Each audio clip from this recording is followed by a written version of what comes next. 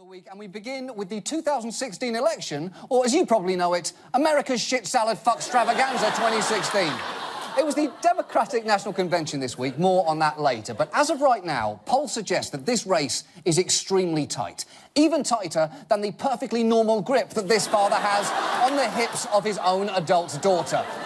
There is no doubt the stakes of this election are incredibly high, which is why what happened this week is so important. On Friday, just over 100 days before the 2016 election, 3 courts in 3 states struck down 3 attempts at voter suppression, a triple victory for voting rights. Yes, a Triple Crown victory. And now, as per Triple Crown tradition, democracy will be drained of its seed and promptly shot.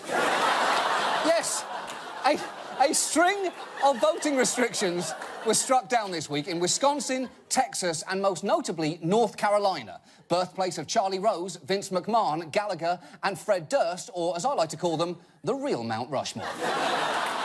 All 3 states were criticised for enacting laws with a racially discriminatory effect, but the Fourth Circuit had particularly strong language for North Carolina. The court called it the most restrictive voting law North Carolina has seen since the era of Jim Crow, saying the law's provisions target African Americans with almost surgical precision. Wow.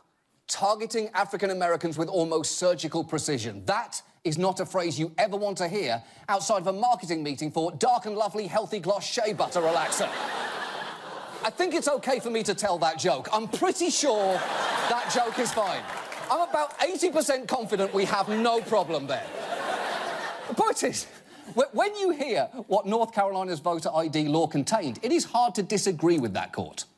The law required voters to show certain photo IDs that white voters were more likely to possess and eliminated other voter access tools like same-day registration and a full week of early voting. Scaling back early voting effectively eliminated one Souls to the Polls Sunday, where African-American churches provide transportation for voters. It's true, they limited Souls to the Polls, which is not to be confused with my charity foundation, Souls to the Polls, which sends shoes to Polish people, despite the fact they haven't asked for them, don't need them, and have repeatedly asked me to stop.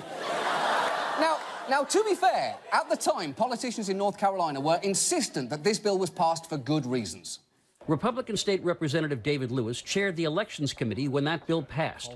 He says it makes the voting process fairer. Even if you want to attest or believe that we did something for partisan advantage, it certainly wasn't done with a racially discriminatory intent. That is an amazing pushback. Oh, I'm happy to let you say we did this to disenfranchise Democrats, but not black people. Please paint me as the correct kind of arsehole. Please do me that good. Good day, sir. I said good day. Unfortunately, as the court pointed out, race clearly was a factor, given that before the law passed, legislators specifically requested data on voting practices by race. And then, upon receipt of the race data, the General Assembly enacted legislation that restricted voting and registration in 5 different ways, all of which disproportionately affected African Americans. And just think about that. They didn't just go with their gut and think it would be discriminatory. They got the spreadsheets, crunched the numbers, and they knew it would be. I don't know how you did it, North Carolina, but I think you officially moneyballed racism. Forget first in flight. Your new state motto should be North Carolina, ignorance at its smartest. But for now,